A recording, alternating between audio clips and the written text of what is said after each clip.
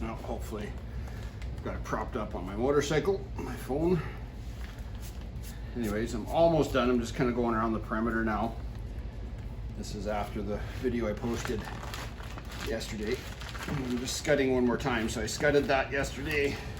Got a lot of this white lime out, hydrated lime. It's used to slip the hair. You soaked it for a while.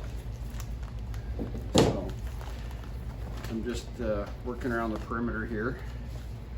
And in yesterday's video, you've seen that discolored area. So I'm hoping it may be just a bit of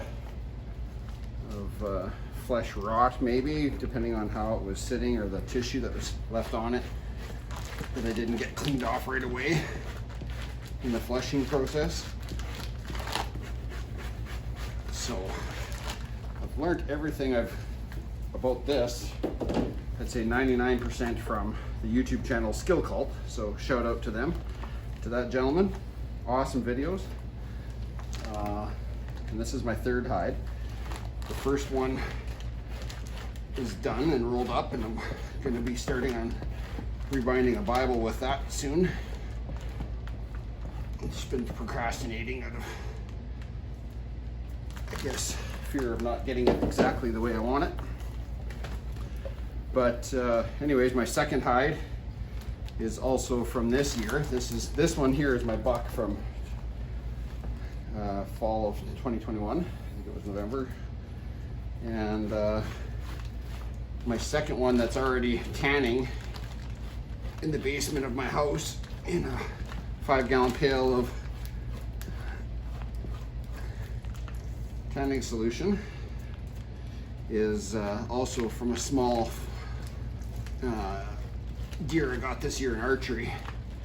And it's a small one, so, but it ended up being a neck shot, not on purpose, but the arrow, I tried compensating, I thought, for an arrow that flew a little differently, but anyways, ended up being a neck shot. So I compensated a little to the left and thinking the arrow would travel right as in my practice shots, and I do like a dope card for archery also.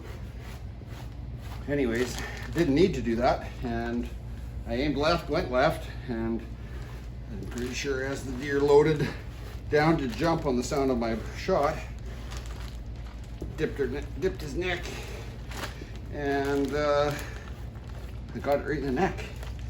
So the actual hide, so the whole hide is pristine. So I can't show you that one right now, but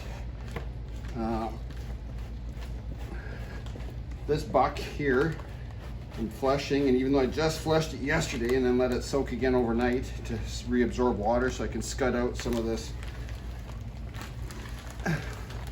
liquid. And I don't know if you can see at the bottom here, I can't quite tell if you can see that, just due to the view of my camera.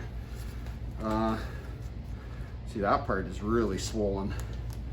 I'm not sure if it's just moisture locked or if it's calcium that is not gonna get out, but it was almost the thickness of my pinky.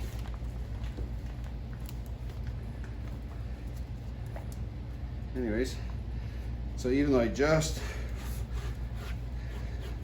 kind of flushed this yesterday with the purpose of scudding, but I'm still taking off little bits of membrane from the flesh side of the hide. And you can do this, from what I'm told, half a dozen to a dozen times, and each time you'll get off a little bit more. So this section here is really spongy. So now I'll just use the back of my blade, and I'm just using a machete. I didn't want to go out and buy one. I haven't had time to make a flushing tool, so I just used a machete. I know how sharp it is. Just put a couple blocks of wood on the side here if I need something to grab, but I've been grabbing the blade itself. Anyways, when I do scud that water out, it does decrease in thickness. I think it just swells up due to the moisture content. And hopefully I'm getting all the calcium, or lime, I think. But I think this is the neck anyway, so it's a lot thicker. So if you watch the skill cult videos, it's a downward and a slicing motion at the same time. None of this is my own. I'm not going to take credit for it. I've learned everything from him.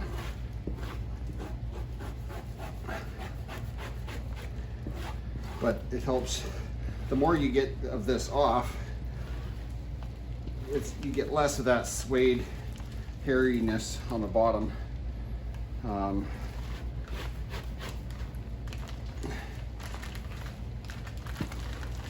And the tanning solution, the bark liquor, will actually soak in better. It doesn't have to get through all of this membrane here first. There, so this is that thick part. Not sure if you can see that, but it is really waterlogged. It's just squirting out of there through. Oop. That's a good example of why you don't hurry and you don't rush. And just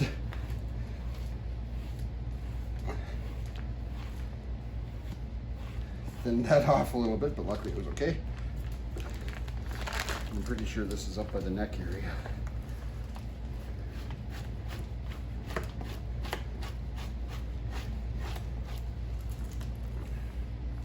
Anyways, by the amount of lime still coming out of here, it's still like a milky color. I'm probably gonna have to do this probably a couple more times. And like I showed yesterday, I am gonna probably still do the hair side. There's still some fine hairs. And I'm gonna have to maybe scrape that gently without ruining the grain.